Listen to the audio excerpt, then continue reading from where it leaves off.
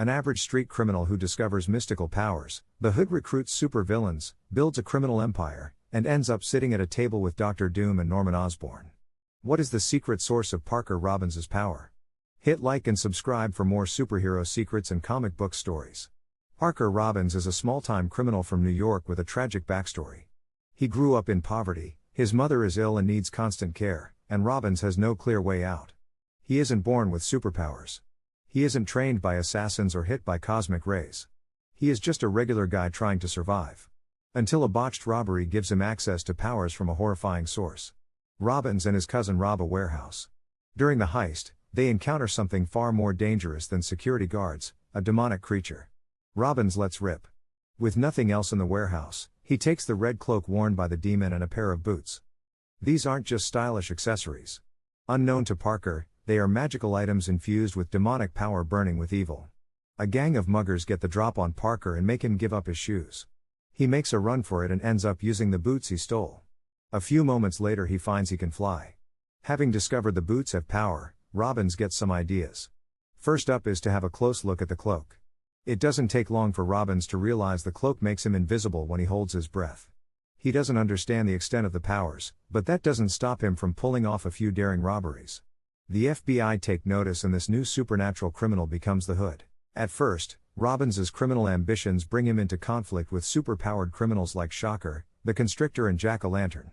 Robbins might not have the same firepower or experience, but he manages to hold his own against a supervillain team-up. When the FBI get inventive and use some AIM technology on the Hood, they initially get the drop on Robbins. Using AIM scanners they can detect him when he is invisible and use sonic weapons to knock him out of the sky. The Hood fights back, but when they hit him with tasers something happens. Robbins' eyes start burning and with some strange incantations, he lets out an energy blast that wipes out all opposition. Robbins isn't sure what happened, but he isn't going to stick around and find out. In the aftermath of Civil War, the superhero community is fractured, and the underworld is disorganized. Robbins sees this chaos as an opportunity.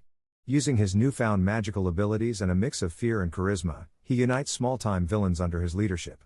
He gets Madam Mask, the Wrecking Crew, the Wizard, Pile Driver, Griffin, and Crossfire. His pitch is simple: work for him, and he'll protect them from heroes, offer them resources, and give them purpose. He sets up safe houses with entertainment and unending parties. He organizes jobs and he backs up his men when they need help. But he doesn't stand for insubordination. When Griffin challenges him, he doesn't back down. He takes out the beast without breaking a sweat. When White Fang comes looking for revenge, things get worse. After the Hood indirectly contributed to the tragic end of her husband, she brings a powerful punch and a level of determination that Robbins can't handle. She's relentless and Robbins can't even land a hit, let alone escape. As he begins to black out, something happens. He gives up control and an evil presence takes over. Now it's White Fang who doesn't stand a chance. The Hood rips away her weapons. Before she knows what is happening, he's pushed her through a window and she is about to make a fatal drop. Luckily, Robbins regains control. He throws her aside with a warning not to come after him again. White Fang's desire for revenge is too great and she teams up with the Controller, an evil genius, and Force, a technologically enhanced fighter using his abilities to support the police. The three call out the Hood and with a little help, steal his hood. The Controller makes short work of burning the magical garment. But it's too late. Robbins has had enough. He doesn't rely on the Hood anymore. The demonic source of his power is starting to take control.